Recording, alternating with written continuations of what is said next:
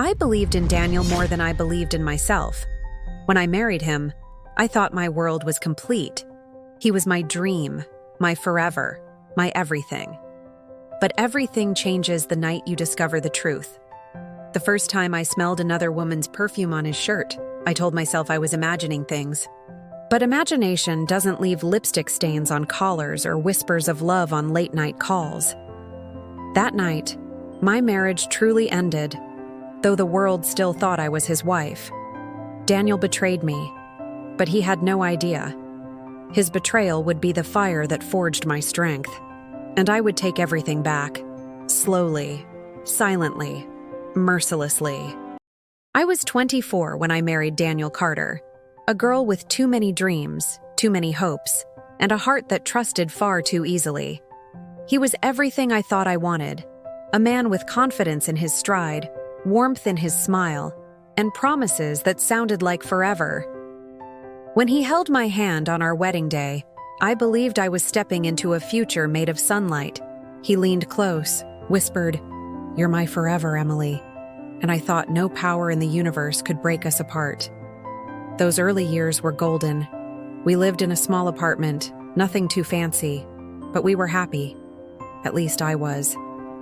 I cooked dinner while Daniel sat at the table, telling me about his day. He made me laugh. He made me believe we were building something unshakable. And I loved him with every heartbeat.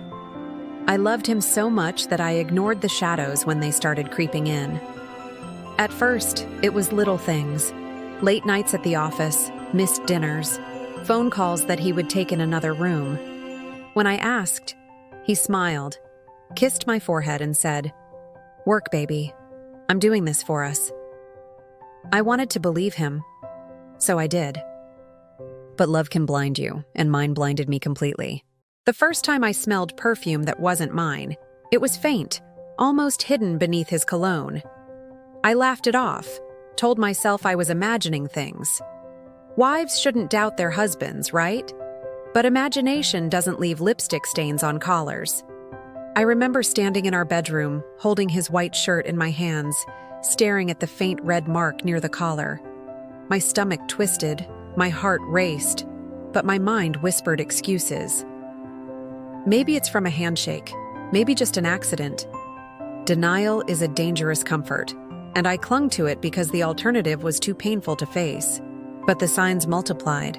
The late-night texts, the sudden weekend business trips, the way he looked at his phone and smiled, not at me, but at something or someone else. And still, I stayed silent, because silence felt safer than shattering my own world. It was past midnight when I heard his voice. I had gotten out of bed to get a glass of water when I heard him on the balcony, whispering into his phone. His tone was soft, affectionate, words I thought belonged only to me. "I miss you too, Sophia." The name hit me like a bullet. I froze. My heart stopped. The glass nearly slipped from my hand. That night, my marriage ended. Not legally, not publicly, but inside me. Inside my soul, something cracked so violently it could never be repaired. Daniel Carter, my husband, my dream, my forever, had betrayed me.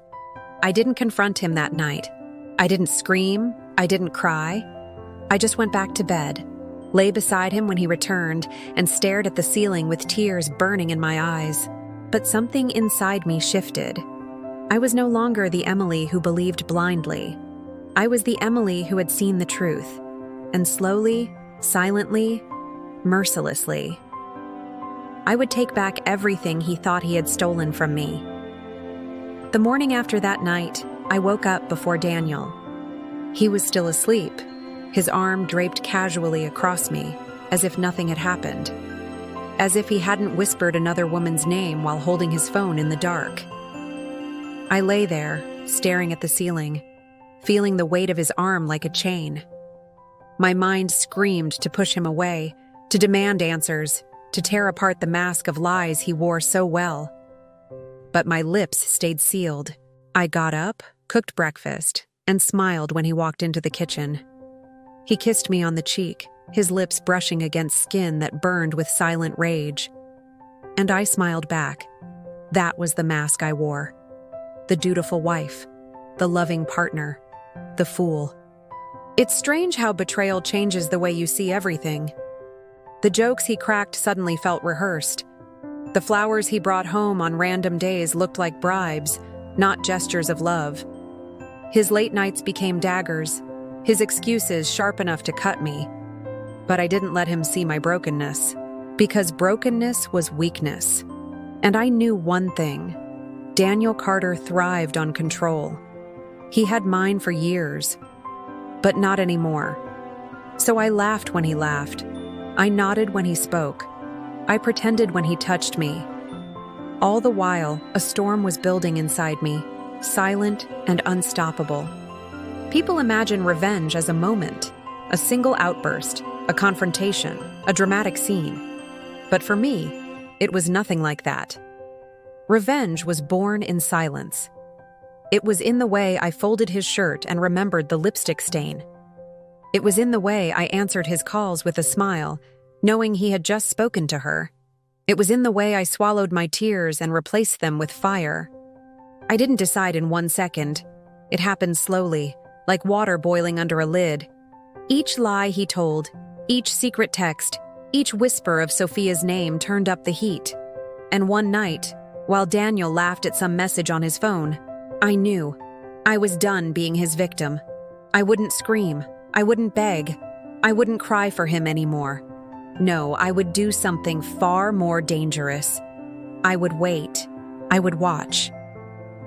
And then, when he least expected it, I would destroy him. That night, lying beside the man I once thought was my forever, I whispered a vow into the darkness. You took my love for granted, Daniel. You shattered everything I gave you. But you've created something you'll never survive. Me. And one day soon, you'll learn what it feels like to lose everything. And for the first time in weeks, I fell asleep with a smile. Betrayal breaks you once. But society? Society breaks you 1,000 times. When rumors about Daniel's affair started circling, people didn't come to me with sympathy. They came with judgment. Neighbors lowered their voices when I entered the room. Relatives whispered behind my back. Some pitied me, some mocked me, and some even dared to say, maybe Emily wasn't enough for him. As if his betrayal was my fault. As if my love, my sacrifices, my endless loyalty meant nothing. I remember one afternoon at a family gathering, an aunt leaned closer and whispered, "You should forgive him, Emily. Men make mistakes. It's a wife's duty to keep her home together." Her words burned more than Daniel's lies ever did. Forgive him, for tearing apart my soul, for making a joke out of my vows. No, I would not forgive. I would not forget. Every whispered judgment became fuel. Every blame they placed on me became fire in my veins. If they thought I was weak, they were about to witness how dangerous weakness can become when it transforms into strength. In those dark days when I was drowning in silence, one voice pulled me back. Olivia's. Olivia Brooks had been my best friend since college. Where I was soft, she was sharp. Where I hesitated, she pushed forward. She was the kind of woman who never bowed to anyone, not even fate. The first time I told her about Daniel, her reaction wasn't pity, it was rage. "Emily, stop crying over a man who doesn't deserve your tears," she said, her eyes blazing. "You gave him love, loyalty, everything, and he threw it away. Now it's time you stop being the victim and start being the storm." Her words struck me. For weeks, I had cried into my pillow, asked myself where I went wrong, begged the universe for answers. But Olivia didn't let me wallow. She reminded me that I wasn't broken. I was just waiting to rise. We sat in her apartment late one night, sipping coffee, when she leaned closer and said something I'll never forget.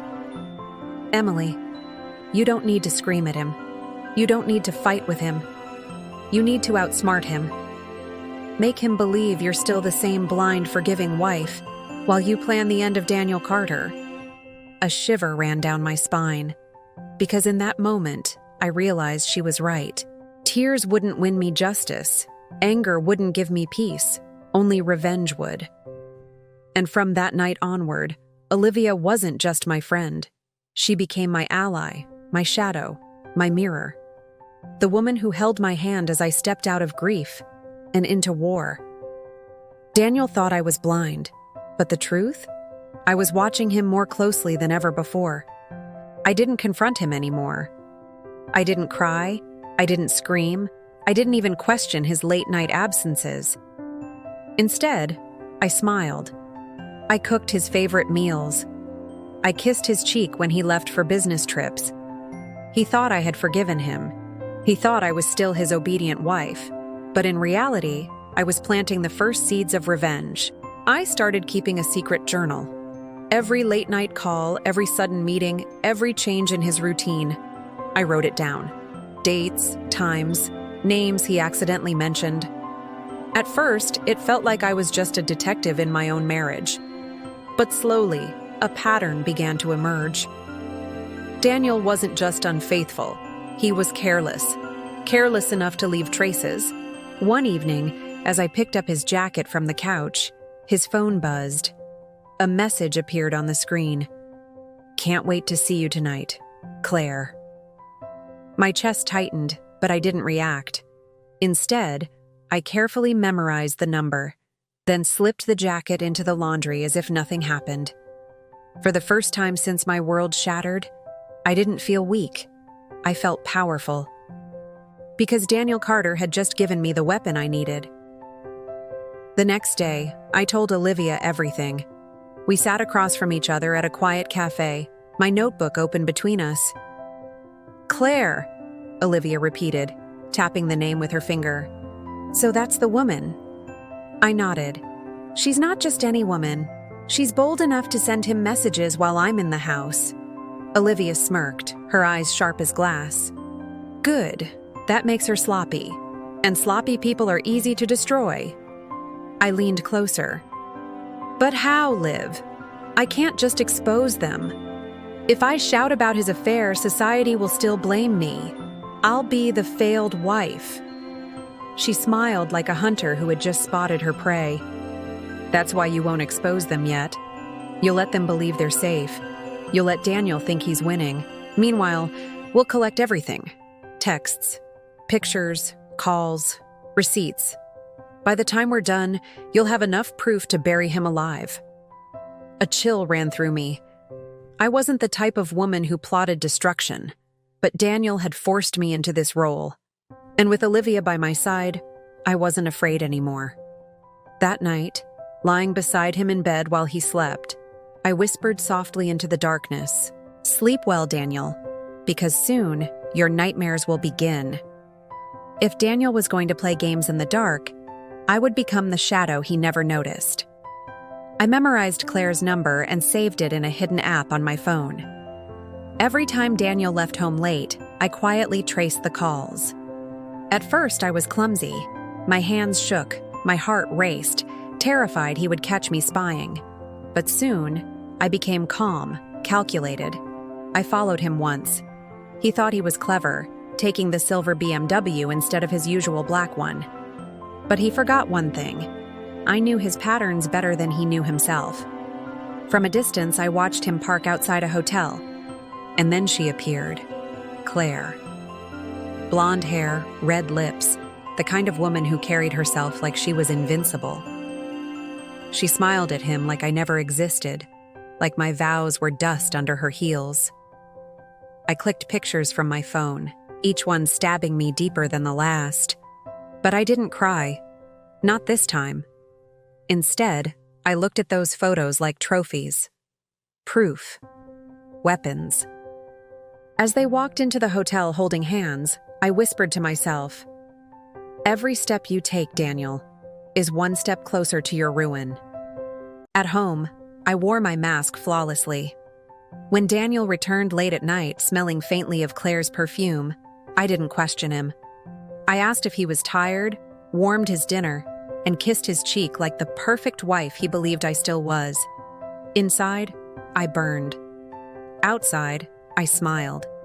He never suspected a thing. That was his biggest mistake. Meanwhile, Olivia and I began building a digital grave for him. She helped me transfer the pictures and messages to a secure folder under a fake name. We even created a hidden email account where all evidence was stored, ready to be unleashed whenever I decided. Patience is power, Emily, Olivia reminded me. Don't rush. Let him think he owns the world, while you quietly take it from him piece by piece. Those words became my mantra. And slowly, something changed in me. I was no longer the broken wife crying into her pillow. I was a hunter, wearing silk gloves over sharp claws. Daniel didn't know it yet, but the war had already begun. Betrayal leaves more than lipstick stains and perfume. It leaves trails. One evening, while Daniel showered, his wallet slipped from his jacket. Normally, I would have ignored it. But that night, curiosity wasn't weakness anymore. It was strategy. Inside, I found receipts, expensive jewelry from Tiffany's, a weekend booking at an exclusive resort, designer dresses from a boutique I had never stepped into. None of those gifts were mine. I photographed everything with my phone and slipped the receipts back in place before he stepped out of the bathroom. He walked into the bedroom humming, never noticing how his empire of lies was crumbling in my hands. Later, I showed the photos to Olivia. She smiled darkly. Good. Financial records are stronger than gossip. With this, we can prove he spent thousands on Claire. When the time comes, you will have more than just a broken heart. You will have proof that Daniel Carter funded his betrayal. That night, as I scrolled through the pictures of receipts, I didn't feel like a victim anymore. I felt like the architect of his downfall. Daniel's arrogance grew with every passing day. He stayed out late, answered his phone in hushed tones, and fed me cheap excuses that I pretended to believe. But what he didn't know was that I had already spun a web around him. With Olivia's help, I installed a discreet recording app on a spare phone I kept hidden in his car. Every conversation he had while driving was saved. Within a week, I had recordings of him talking sweetly to Claire, making plans, even mocking me. Emily will never know, he laughed once. My fingers clenched as I replayed the audio. He wasn't just unfaithful, he was cruel. Olivia leaned back in her chair when she heard it. This isn't just evidence, Emily. This is ammunition. When we release this at the right moment, Daniel won't just fall. He'll shatter. I nodded, my jaw tight. Not yet. Let him dig his grave deeper. When he believes he's untouchable, that's when we'll strike. For now, I played my role, the doting wife. But behind that mask, I was no longer the broken woman he betrayed. I was the storm he never saw coming. If you want to bring a man down, you start where he thinks he is strongest, his allies. Daniel surrounded himself with men who nodded at his jokes, laughed at his stories, and signed papers without reading them. He surrounded himself with women who smiled at his success and accepted the crumbs he tossed. He believed loyalty lived in tailored suits and golf club memberships. I began watching them. At networking events I reluctantly attended with him, I observed more than the chandeliers and champagne. I watched faces. I noted the way Mark, his business partner, avoided eye contact when numbers were mentioned. I listened to Daniel brag about deals while a junior colleague, Kevin, shuffled papers and swallowed pride. I smiled and asked polite questions that went straight to the point. Who benefited from which contract? Who owed whom favors? Where money disappeared and reappeared? People reveal themselves in careless sentences. Daniel did, repeatedly. Mark called him in a low voice one evening after a meeting, something about needing a bridge loan to cover a shortfall. Daniel laughed and promised help. The next day, I found a bank slip tucked in a folder Daniel had left on the kitchen counter. Not meant for me, but no one is careful enough to hide everything. I photographed the slip, logged the number, and felt that familiar, cold thrill, evidence forming into a pattern. Then there was Claire's circle, her friends at the gym, her barista who always recognized her voice. One of them, a woman named Jenna, talked too freely about Claire's weekend escapes when she thought no one from our side was listening. Olivia and I started piecing together those offhand comments. Every casual boast became a thread we could pull. I didn't need to confront any of them. Confrontation would create noise and sympathy for Daniel. Instead, I used the quiet method: collect, catalog, and then quietly turn those threads into a net. When Mark's creditor called, I let the call go to voicemail. When Kevin made a mistake at work, I saved the email. When Jenna bragged about expensive dinners on Daniel to anyone who would listen, I wrote it all down. By the time Daniel started to notice the small slips, questions from reporters, raised eyebrows at board meetings, he assumed luck was turning. He laughed it off, shook hands, and ordered more champagne. He did not know that the champagne glass in his hand already had a crack in it. Olivia taught me the language of suggestion. People believe what they're primed to believe.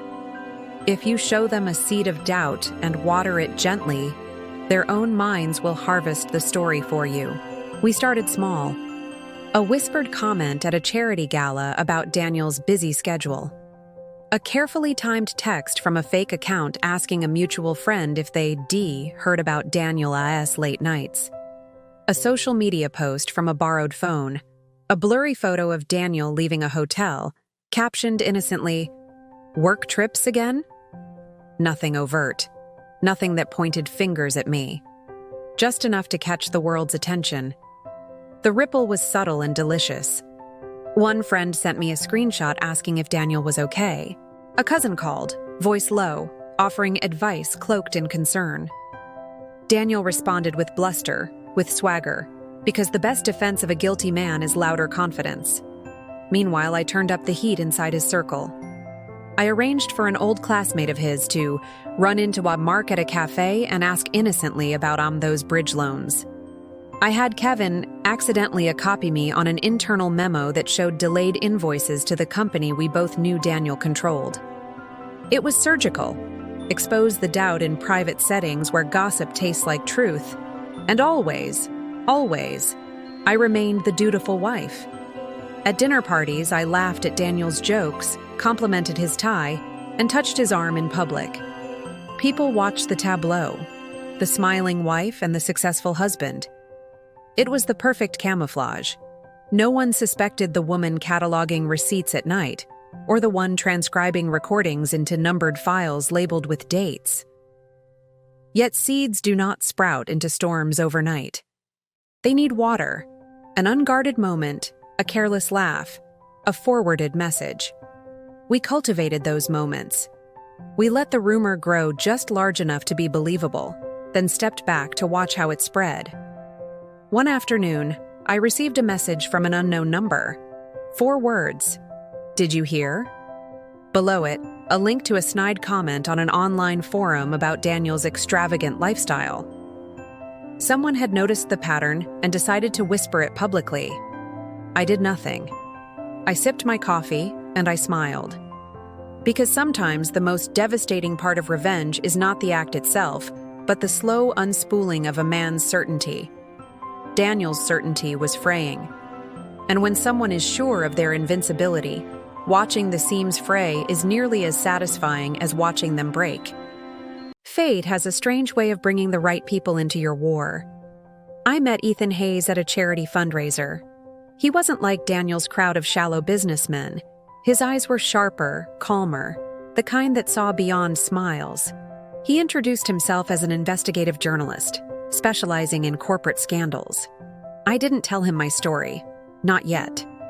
But he noticed the way Daniel strutted across the room, the way whispers followed him, the way my smile looked practiced. Later that evening, when I stepped onto the balcony for air, Ethan appeared beside me. "You don't look like a woman enjoying her husband's success," he said softly. I froze, mask slipping for a second. "And what makes you think you know anything about me?" He gave a small smile. "Because I've been watching Daniel Carter for a while. Men like him leave footprints everywhere. Financial lies, affairs, double deals. Eventually, someone always comes looking for the truth. My heart pounded. Did he know? Was he part of the storm I was building? Before leaving, he handed me his card. If you ever want to talk about anything, I'm good at listening and better at exposing men who think they're untouchable. I slipped the card into my purse, my mind racing. I hadn't planned on allies outside Olivia, but maybe fate had just handed me a sharper weapon than I could ever create alone. For days, Ethan's card burned in my purse like a secret flame. I wanted to trust him, but trust had become poison in my veins. Olivia was the only one I leaned on, but even she reminded me, use him if you must, but don't let your guard down. Finally, I decided. I met Ethan in a quiet cafe where no one from Daniel's circle would appear. I told myself I would give him fragments, just enough to test his motives. I know Daniel Carter, he said before I could begin. He's reckless with money, sloppy with deals. I've been building a file on him for months, but what I don't know is, how much do you want him to fall? Something in his voice told me he already guessed, and maybe that's why, for the first time since Daniel's betrayal, I allowed myself to speak. I told Ethan pieces of my story, not everything, not the late nights of crying into my pillow, not the way Daniel's touch now felt like knives on my skin, but I told him enough, the affair, the receipts, the recordings. He listened, his expression steady, not pitying, not shocked. Emily, he said finally, you don't just want revenge, you want justice. And justice requires more than anger. It requires precision. He leaned forward, lowering his voice. If you let me in, I can help you. Together we can dismantle Daniel Carter piece by piece until there is nothing left for him to stand on. For a long moment, I stared into his eyes, searching for lies. But I found none. And so, with a slow breath, I nodded. For the first time since my world shattered, I wasn't fighting alone. Daniel Carter's empire had just gained another enemy. Revenge feels different when it becomes strategy.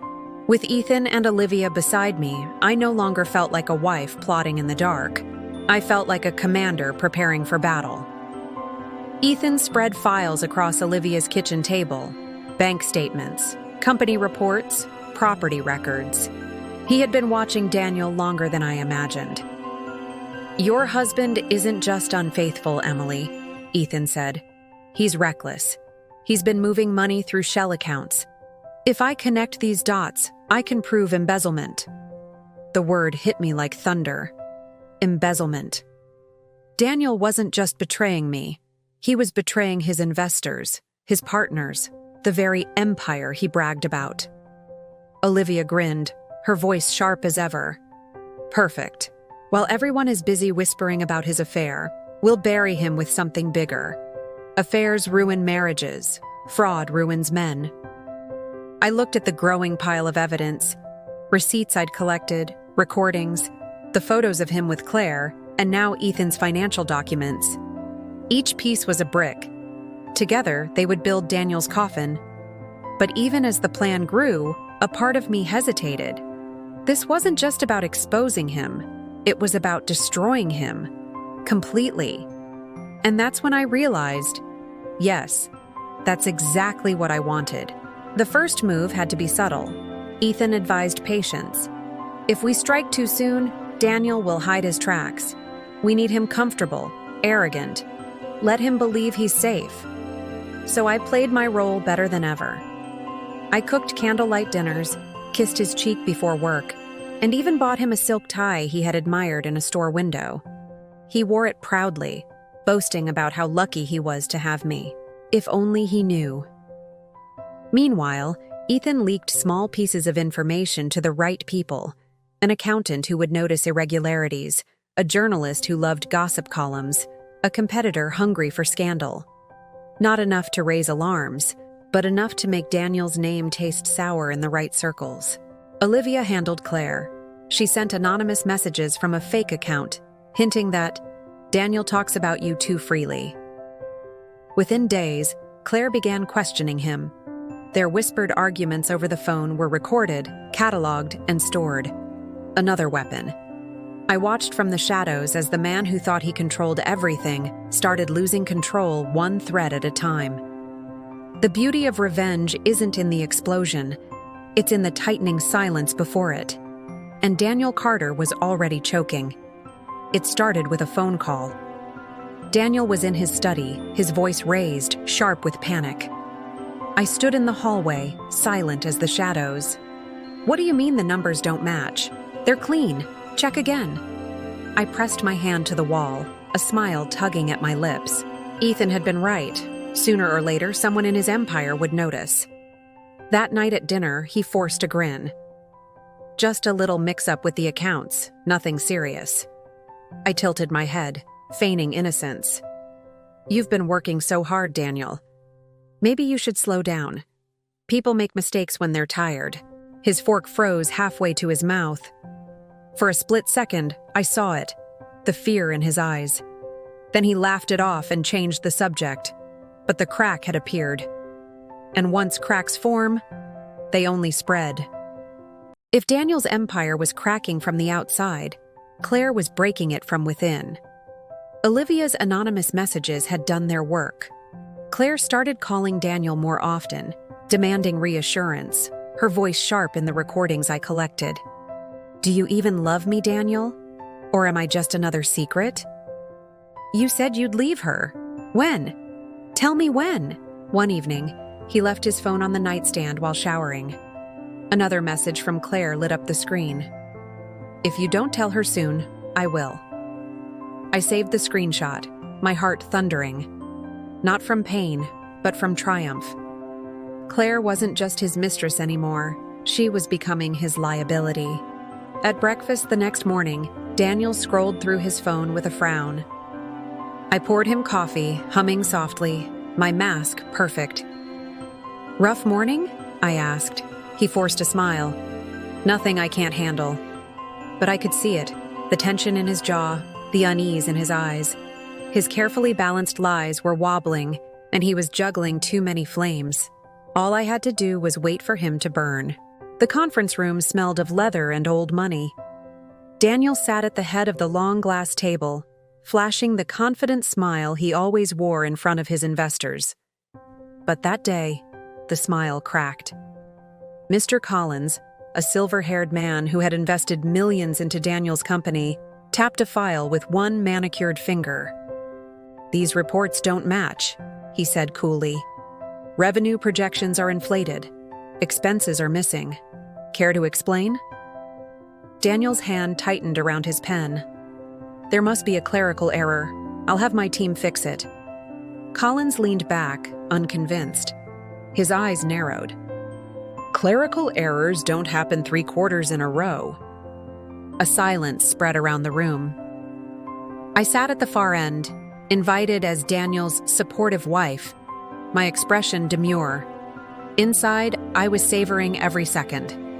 Daniel cleared his throat, smoothed his tie, and launched into a speech about temporary fluctuations and market instability.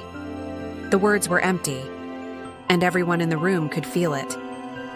For the first time, Daniel's empire wasn't just questioned, it was doubted. Later that night, his empire wasn't the only thing demanding answers. I listened from the hallway as Claire's shrill voice spilled from his phone. "I can't do this anymore, Daniel. You keep promising me everything, but I get nothing. No ring, no future, just lies." Daniel paced the study, running a hand through his hair. "Claire, you have to trust me. I'll fix everything. Just give me time." "No, Daniel," she snapped. "Time is over. Either you leave her this month, or I'm done. And I swear, I'll make sure she knows everything." The silence that followed was thick. I pressed my hand against the wall, feeling his world tremble. When he finally muttered, "Fine, I'll handle it," his voice was strained, desperate. I slipped back to the bedroom before he could see my smile. Claire thought she was cornering me. She had no idea. She was my most dangerous weapon. Soon, Daniel would be forced to choose, and no matter which choice he made, he would lose. Daniel's office once buzzed with energy, phones ringing, assistants running, deals closing. But now it was heavy with tension. The staff whispered behind closed doors. Files went missing. Deadlines slipped. Investors pulled back.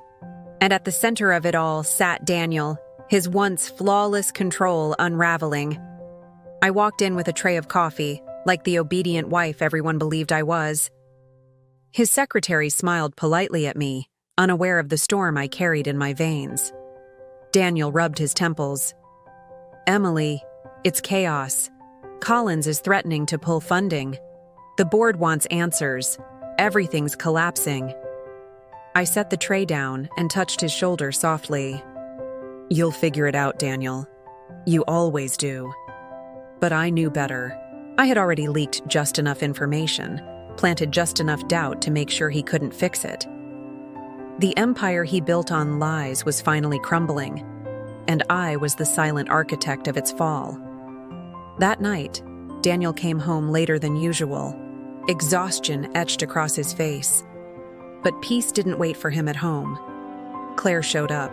She stormed into our house like she belonged there, her heels striking the marble floor. I watched from the top of the staircase, hidden in the shadows, as she faced Daniel in the living room. "I'm done waiting," she hissed. "I want a ring, Daniel. I want your last name.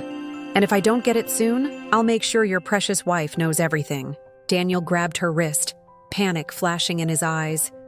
"Not here, Claire, not now." Her laughter was sharp, bitter. "You think you can silence me? I'll ruin you, Daniel. Don't test me." I smiled in the dark. "Oh, Claire, you didn't need to ruin him. That was my job."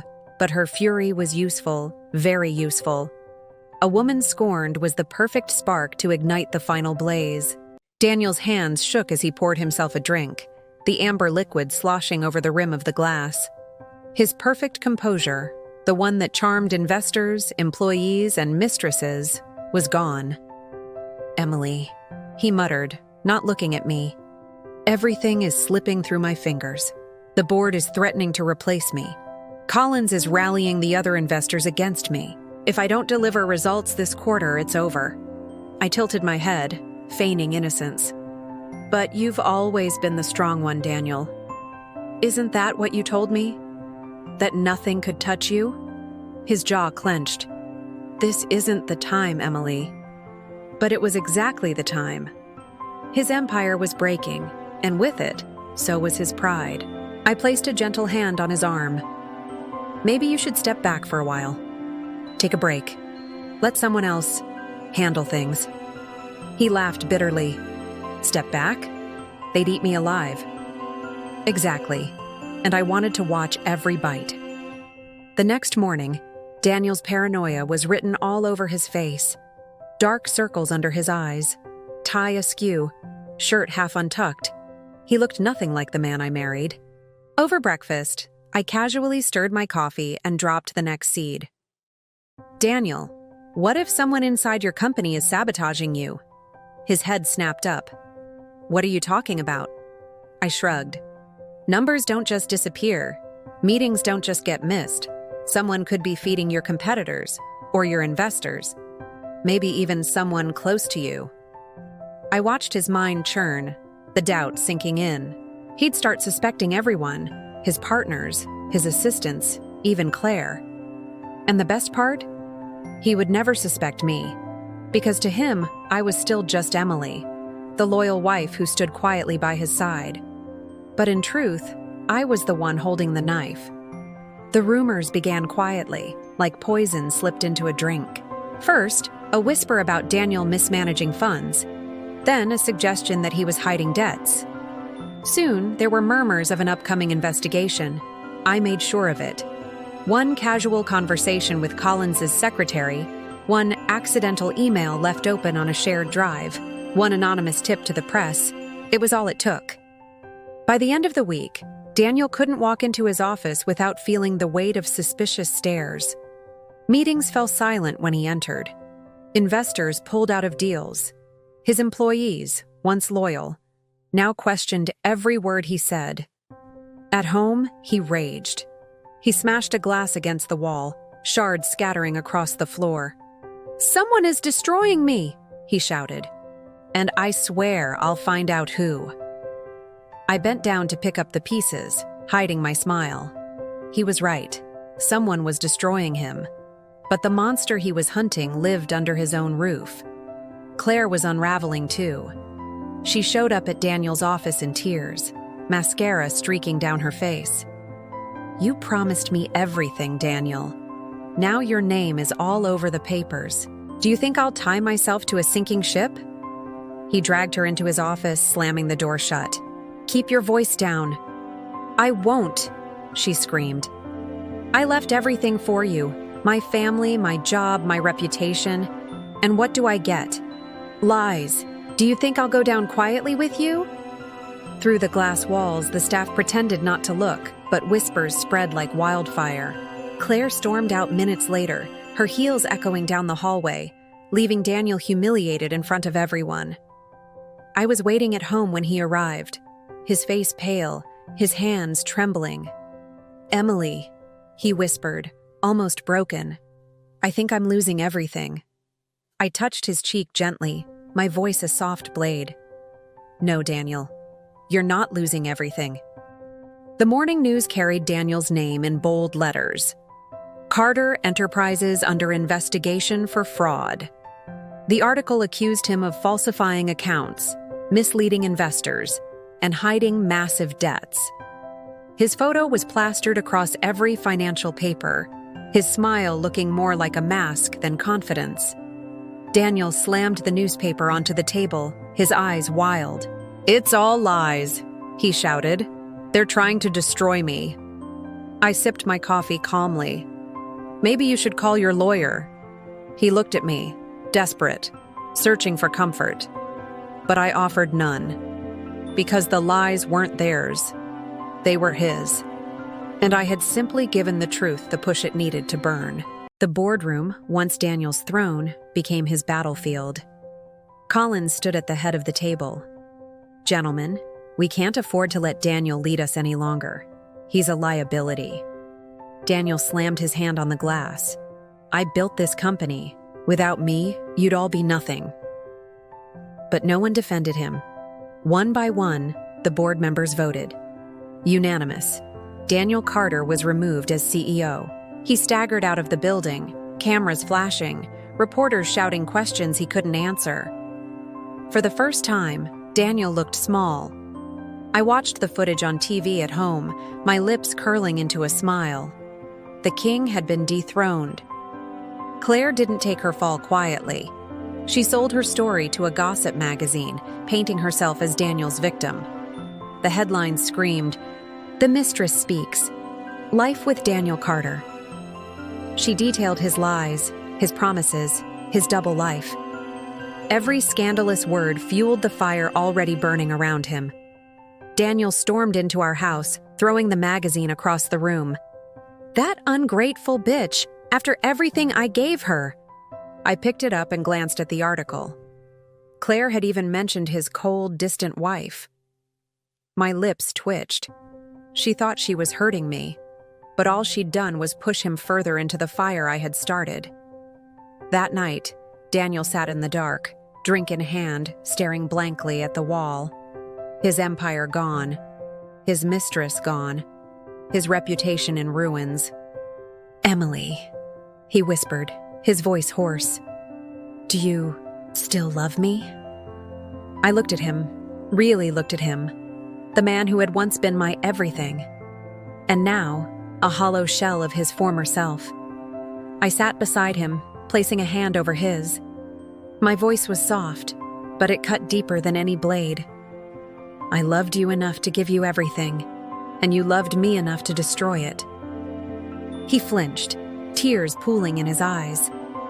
I leaned closer, whispering the truth he would never escape.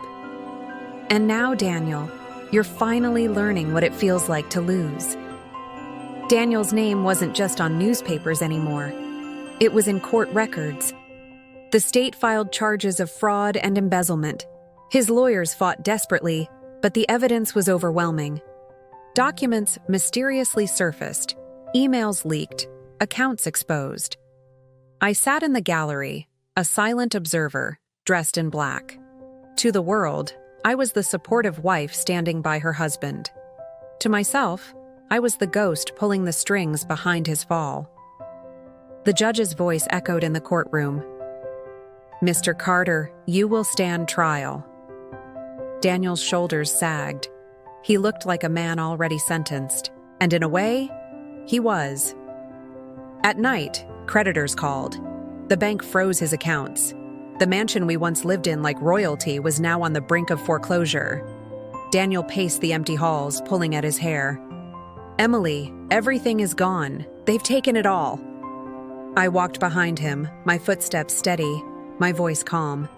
"Not everything, Daniel. You still have me." His eyes searched mine, desperate for comfort. But the warmth he wanted wasn't there. Only the cold satisfaction of a woman watching her betrayer rot. The walls that once held our dreams now echoed with his curses. And I savored every crack, every crumble of the kingdom he thought was untouchable. Even before the trial began, prison had already claimed Daniel, inside his head. He stopped shaving. He barely ate. His once crisp suits hung loose on his frail frame. Every sound startled him. Every shadow felt like an enemy.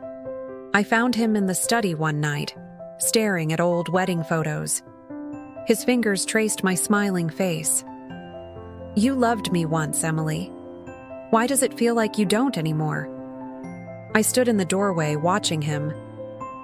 "Because the woman you married died the day you betrayed her." His eyes filled with tears. For the first time, Daniel didn't look like a husband, or a CEO, or even a man. He looked like a broken child, begging for forgiveness that would never come. One evening, as the sun bled red across the horizon, I stood over him while he slept, his face pale, his body shivering even under the blankets. And for the first time, I whispered the truth. Not for him, but for me. "You thought you had the power, Daniel. You thought you could shatter me, replace me, bury me. But look at you now." I brushed a strand of hair from his forehead, my touch deceptively gentle. "I am not the victim. I am the reckoning." He stirred, mumbling my name in his sleep. But I had already turned away, my heart steady, my vengeance complete. Because Daniel's punishment wasn't prison. It wasn't scandal. It was waking up every day in the ruins of the life he once thought was perfect. And knowing that I, his loyal wife, had been the one to light the fire. The trial stretched for weeks. Witnesses came forward, former employees, investors, even Claire. Each one tore away a piece of Daniel's carefully built image. The prosecution laid down evidence like bricks of a coffin. Forged documents, secret bank accounts, falsified statements. Daniel sat slumped at the defense table, his once sharp eyes dull. He barely spoke, barely moved. When the verdict came, the courtroom was silent. "Guilty on all counts." Gasps rippled through the crowd. Daniel's hands trembled as the judge announced his sentence: years in federal prison. I kept my face calm, my eyes lowered, the picture of a grieving wife. But inside, I was on fire with triumph. The man who had betrayed me was now nothing more than a prisoner of his own sins. The night before he was taken away, Daniel sat in our bedroom, suitcase half-packed, eyes hollow. "Emily." His voice cracked, broken. "Do you hate me?" I stood in the doorway, arms crossed. "I don't hate you, Daniel." Hope flickered in his eyes. "Then, maybe one day?" I cut him off, my tone sharp as glass. "I don't hate you. I pity you, because you threw away the one person who loved you unconditionally. And for what? Cheap lies and empty promises." His face crumpled, his breath shaky. "I'm sorry." I stepped closer, close enough for him to see the truth in my eyes. "No, Daniel, I'm not sorry." Those were the last words I ever spoke to him as his wife. Weeks later, I stood on the balcony of my new apartment, the city lights stretching before me. The mansion was gone, the name Carter no longer chained to mine. I had rebuilt myself piece by piece, not as the broken woman he left behind, but as someone stronger, sharper, untouchable. I lifted my glass of wine, toasting the night air. To betrayal, I whispered, and to revenge. The wind carried my words into the darkness, and for the first time in years, I felt light. Daniel was rotting in prison, haunted by his mistakes. Claire had vanished from the spotlight. Her fame burned out as quickly as it began. And me? I was finally free. Because this was never Daniel's story. It was mine. The story of Emily Carter, the woman who was betrayed, and who rose from the ashes to become her own vengeance.